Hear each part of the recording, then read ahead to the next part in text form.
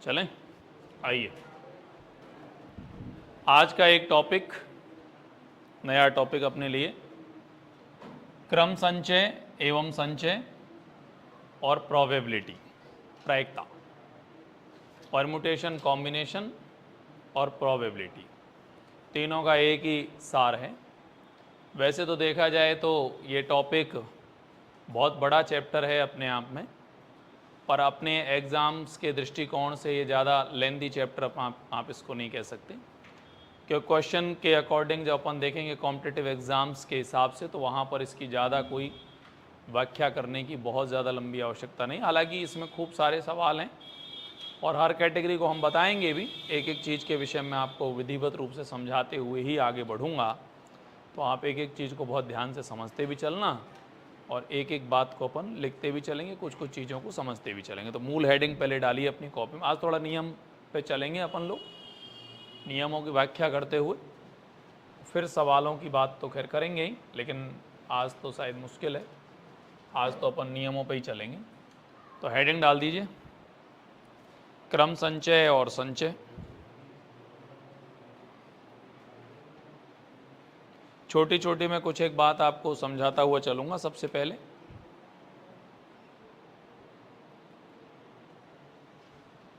लिख दिया, लिख दिया ना। सबसे पहले जब अपन प्रोबेबिलिटी पढ़ते हैं तो एक तो अपने को फैक्टोरियल का पता होना चाहिए। वैसे तो फैक्टोरियल का सबको मालूम होगा शायद मेरे हिसाब से। जैसे अपन ये एक साइन बनाते हैं, ये वाला, ये फैक्टोरियल का साइन। मैं पहले बेसिक बता रहा हूँ आपको, कुछ विशेष नहीं, एकदम सामान्य। ये फैक्टोरियल है। फैक्टोरियल का मीन्स होता है 5 गुणा 4 गुणा 3 गुणा 2 गुणा 1। फैक्टोरियल का अर्थ होता है इन संख्याओं को डाउन फॉर्मेट में लिखें, और डाउन फॉर्मेट में जब तक लिखें जब तक 1 नहीं आ जाए। इनको परस्पर गुणा करेंगे तो ये हो सकता है। कई जगह फैक्टोरियल का साइन ये हो सकता है अथवा ये भी हो सकता है। अरे बोलो ना यार, सही है, राइट। कभी मान लीजिए कोई फैक्टोरियल में आपसे कह दे कि 5 फैक्टोरियल में आपको 3 फैक्टोरियल का भाग देना है, तो आप क्या उत्तर देंगे? कुछ आइडिया? इसका अर्थ आप समझेंगे 5 गुणा 4 गुणा 3 गुणा 2 गुणा 1 बटे 3 गुणा 2 गुणा 1, ये तीनों पद आपस में कट जाएंगे, तो इसका राइट आंसर क्या हो जाएगा? 20। इसे आप आसान भाषा में यूँ भी कह सकते थे कि 3 फैक्टोरियल कट गया, 5 और 4 ही बच गया। जैसे मैं उदाहरण लेता हूँ आपको, कोई आपसे कहे 15 फैक्टोरियल में से 13 फैक्टोरियल आपको कम करना है, तो इसका अर्थ ये हुआ कि 15 इंटू 14 और इंटू लगा करके यहाँ हो जाएगा 13 फैक्टोरियल। नीचे तो 13 फैक्टोरियल है, ये आपस में आपका कट गया। 14 गुणा 15 करेंगे तो 14 पंजे 70, कितने बच गए? 7। 14 और 7 क्या हो गया? 21, यानी आप लोग इसमें क्या कहेंगे? 210। तो एक तो ये वाला लॉजिक है और एक ये वाला। तो ये थोड़ा सा आपको ध्यान में रखना है। कोई दिक्कत थोड़ी लग रही किसी कुछ? मैं बहुत थोड़ा छोटा छोटा सा बोल रहा हूँ, कोई परेशानी वैसे तो नहीं होनी चाहिए, अगर है तो मुझे बता सकते हैं आप। डाउट है कुछ? नहीं? इसको लिख लीजिए अपने उसमें पेपर में, हेडिंग डाल देना फैक्टोरियल। मतलब इसको कैसे लिखोगे? हिंदी में लिखोगे फैक्टोरियल? क्या समझ जाओ, समझ जाना है इतना तो। हाँ यार, इतना निशान तो समझो।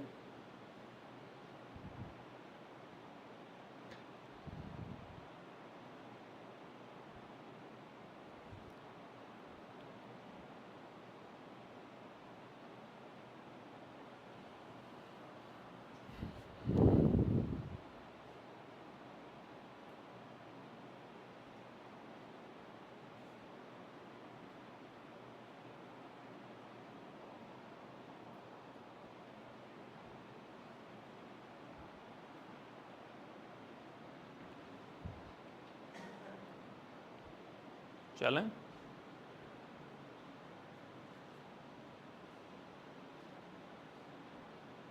हो गया।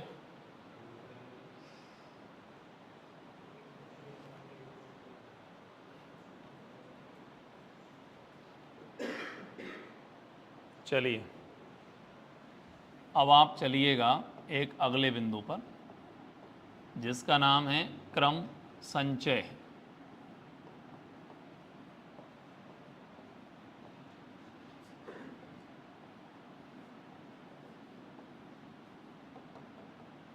परम्यूटेशन। इसका तात्पर्य होता है क्रम को ध्यान में रखते हुए, मैं मतलब समझाऊंगा आपको, क्रम को ध्यान में रखते हुए कुछ या सभी को चुनना, ये होता है क्रम संचय। क्रम को ध्यान में रखते हुए कुछ या सभी वस्तुओं को या जो भी हैं उनका चुनना क्रम संचय कहलाता है। मतलब मैं क्या कहना चाह रहा हूँ, जैसे कि उदाहरण के लिए आप इसको समझिए, जैसे मैंने आपको कहा 3, 5, 7 और 8 ये 4 संख्या हैं। अब अपन लोग कहें कि इनमें से कुछ को चुनना है, ये चुनना ही तो होता है, इसके अंदर चुनाव ही तो चलता है। जैसे एक स्पेलिंग दी जाती है, 2 अक्षरों का प्रयोग करके कितने बन जाएंगे। अब जैसे कह दिया ये 4 अक्षरों का प्रयोग करते हुए 2 अंकों की कितनी संख्याएं बन सकती हैं, तो आपको क्रम को ध्यान में रखना है। जैसे 35 बन सकती है, 53 बन सकती है, कोई कह देगा इसमें से 37 बन सकती है, कोई कह देगा 73 भी तो बन सकती है, कोई कह देगा 58 बन सकती है, कोई कह देगा 85 बन सकती है, कोई फिर कह देगा कि चलो 38 बन सकती है, 83 मतलब बहुत सारी बन सकती है। कोई ऐसे लिमिट मत समझिए, तो बहुत बनेंगी तो सूत्र के आधार निकलेंगी। अब इनमें से अगर किसी के भी क्रम को डिस्टरबेंस कर दोगे आप तो उसका अर्थ अलग हो जाएगा। मतलब मैं जो कह रहा हूं उसको ध्यान में रखिएगा। मैंने क्रम संचय शब्द लिखा है। क्रम संचय मतलब क्रम को ध्यान में रखते हुए वस्तुओं का चुनाव करना। अगर आपने क्रम को 35 को अगर उल्टा लिखोगे तो वो क्या बन जाएगा, 53। तो क्रम को ध्यान में रखते हुए ही वस्तुओं का चुनाव करना चाहिए ना, ये क्रम संचय है। जिसमें क्रम का इफेक्ट पड़े और संचय जो होता है कॉम्बिनेशन, उसमें क्रम का इफेक्ट नहीं पड़ेगा। वो मैं भी बताऊंगा कैसे। तो अभी पहले आप एक बार हेडिंग डालिए और पॉइंट बनाइए, क्रम संचय। देखो क्रम संचय,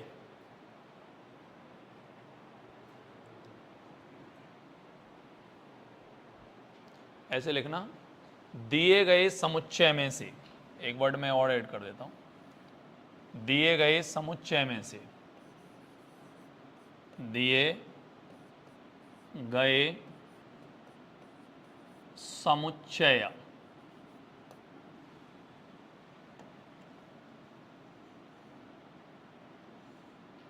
दिए गए समुच्चय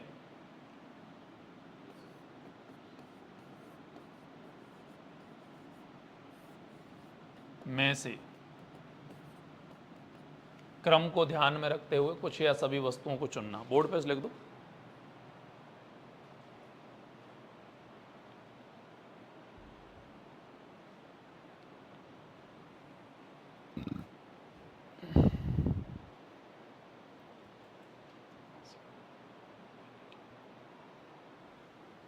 हो गया, चलूं? अरे शानदार, बहुत गजब लिख रहा है यार, आनंद कर दी तूने आज। आज तेरी गाड़ी बहुत तेज चल रही है।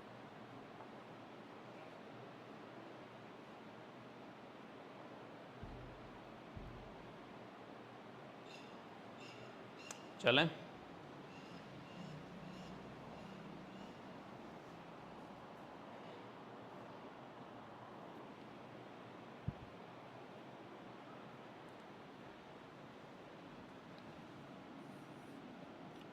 अगला पॉइंट है संचय।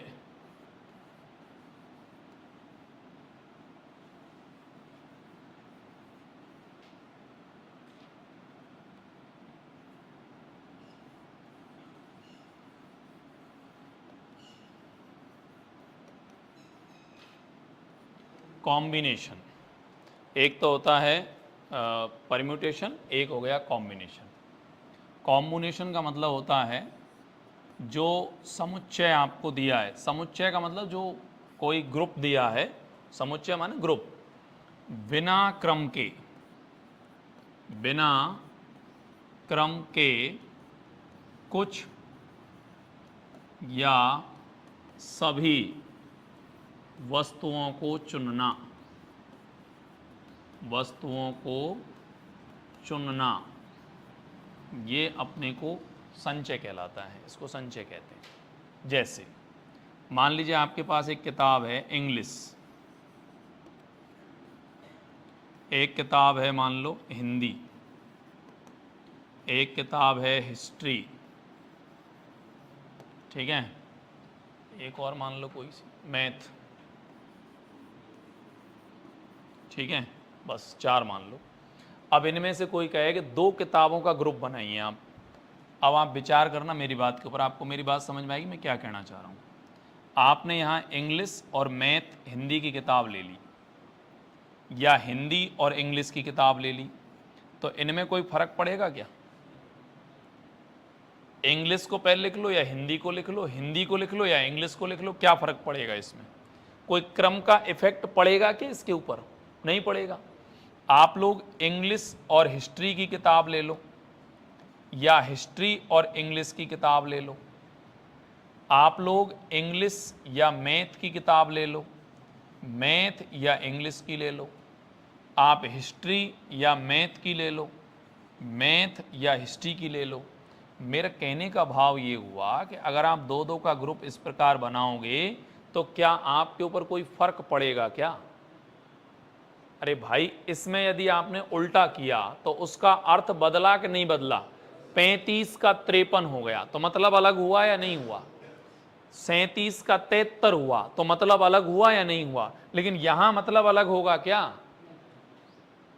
अपन कह दें कल तू इंग्लिश और हिंदी किताब ले आना, या मैं यूं कह दूं तू हिंदी और इंग्लिश की ले आना। जैसे मैंने कहा कल हिंदी और इंग्लिश की किताब ले आना, अब तुमने घर जाकर कहा किसी से अरे यार वो हिंदी और इंग्लिश की मंगाई है, तो बात तो वही हुई ना, इंग्लिश और हिंदी बोलो चाहे हिंदी और इंग्लिश, क्रम का कोई फर्क जिसमें नहीं पड़ेगा उसको कहेंगे संचय, और जिसमें क्रम का फर्क पड़ेगा उसको कहेंगे क्रम संचय। ठीक है, ये होता है परम्यूटेशन और ये होता है कॉम्बिनेशन। बोलो ठीक है, एक बार इसको भी लिखूं, थोड़ा वैसा चैप्टर है ये, अलग थोड़ा लिखते हुए चलो। मैं बहुत वैसे तो बहुत एक एक बात को लिखा रहा हूं, ऐसे डायरेक्ट सवाल नहीं पहुंचा रहा हूं, सीधे सवाल चालू कर दिए मैंने आपको। 1 नंबर का जुगाड़ है ये आपका, 1 नंबर आ जाएगा इसमें से आपको।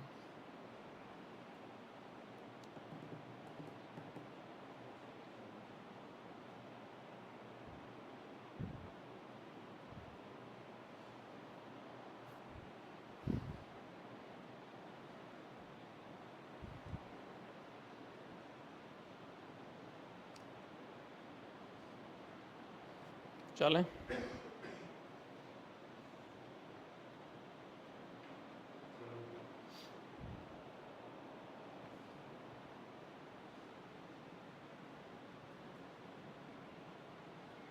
हो गया।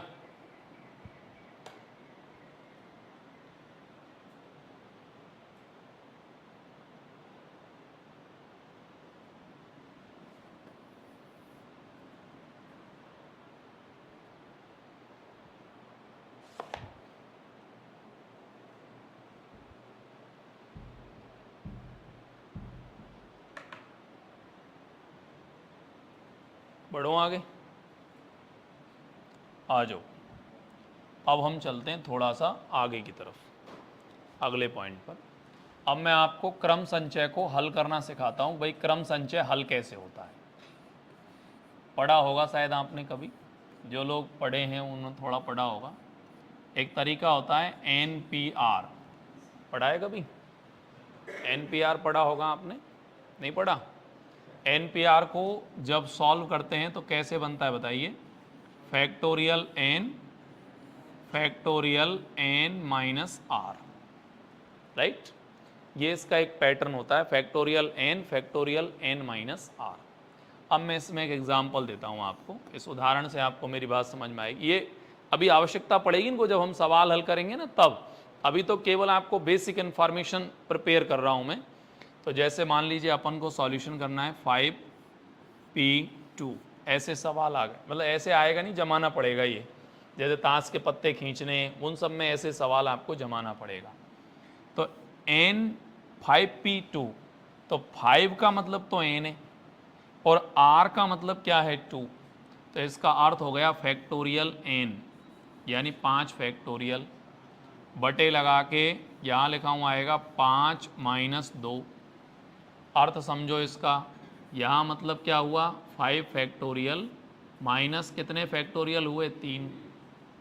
अर्थ बताओ इसका 5 गुणा 4, बस इतना ही आएगा उत्तर। समझ रहे ना आप मेरी बात, क्या समझ रहे हैं बताइए, क्योंकि यहाँ 3 फैक्टोरियल तो आ ही जाएगा, नीचे से पहले से ही 3 फैक्टोरियल है, तो ये तो आपस में कटे गए, तो 5 चौका कितना हो गया 20। अब मुझे बताओ पहले कि मेरी ये बात समझ में आई आपको या नहीं आई? आई, ठीक है। अब मान लीजिए एक और लेते हैं अपन लोग, अपन ने लिया 7p r, r का मतलब 4 ले लिया, 7p4 ले लिया, ठीक है। आपने लगाया, बोलो मेरे साथ, फैक्टोरियल 7, यहाँ लिखो फैक्टोरियल 7 माइनस 4, वैसे तो 3 फैक्टोरियल लिख सकते हो सीधा ही, समझ जाओ जब डायरेक्ट लिख लेना, अभी थोड़ा प्रयास कर लो मेरे साथ साथ। यहाँ आ जाएगा फैक्टोरियल कितना हुआ 7, यहाँ फैक्टोरियल कितना हुआ 3, विचार करो, 7 गुणा 6 गुणा 5 गुणा 4 गुणा 3, और बटे में तो 3 फैक्टोरियल पहले से तुम्हारा है ही, तो ये तो आपस में कट ही जाएगा। कितना हुआ 5 चौका 20, 6 का 120, 12 सत्ते 84, तो इसकी वैल्यूएशन कितनी हो जाएगी 840। तो पहले मुझे बताओ कि ये चीज़ आपको समझ में आई कि नहीं आई? आ गई। आगे मैं हल करूँगा तो मैं ऐसे जमाऊँगा, मतलब बार बार, तो फिर आप ऐसे नहीं ढूंढते रहें कि यार ये कैसे जमा रहे हैं, तो आप समझना, जैसे मैंने p लगाया तो तुम समझ जाना factorial n upon factorial n minus r, right. एक बार ये दोनों एग्जाम्पल लिख लो अपनी कॉपी में, ऊपर हेडिंग बना देना क्रम संचय। क्रम संचय का सूत्र है ये,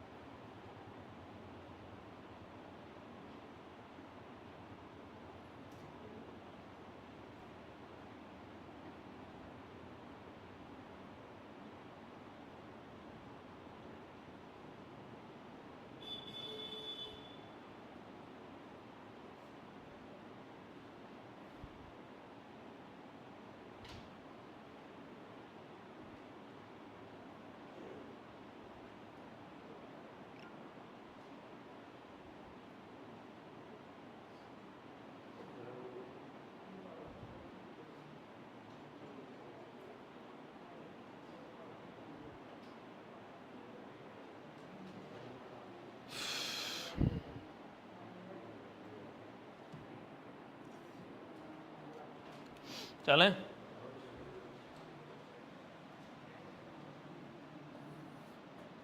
अगला कॉलम है संचय,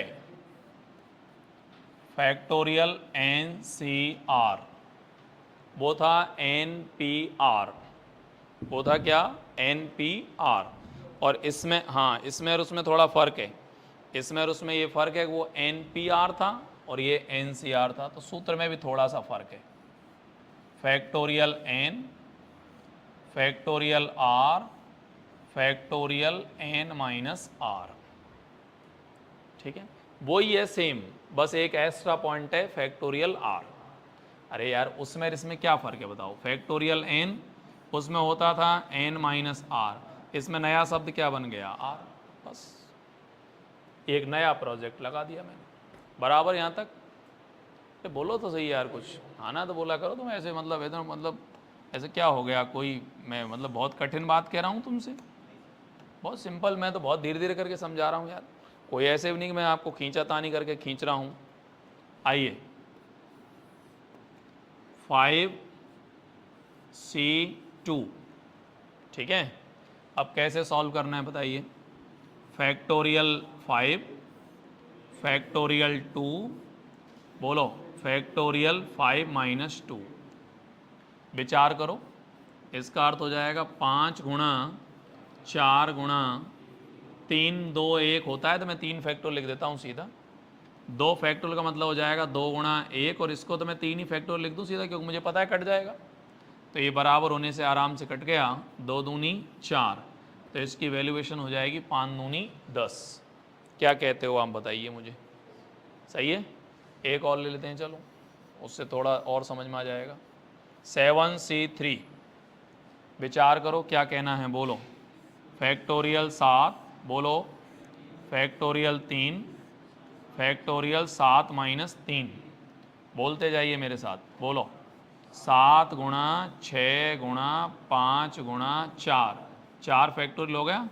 नीचे विचार करो 3 गुणा 2 गुणा 1, और इनटू लगा के यहाँ भी 4 फैक्टोरियल हो गए, ये दोनों आपस में कट गए, 3 दूनी 6 भी कट गया, और 7 पंजे कितना हो जाएगा 35। बताइए दोनों में कोई इश्यू? अब मुझे ये फाइनल करके बताओ कि एनपीआर और एनसीआर में कोई दिक्कत है आपको? अब बराबर है, इसको लिख लो, और ये दोनों वो भी लिखो, मतलब सवाल भी। सवाल तो क्या कह सकते हैं, लेकिन एक तरीके से सवाल ही मान लो सवाल तो मत कहिए, पर आइडिया क्रिएट हो गया दिमाग के अंदर।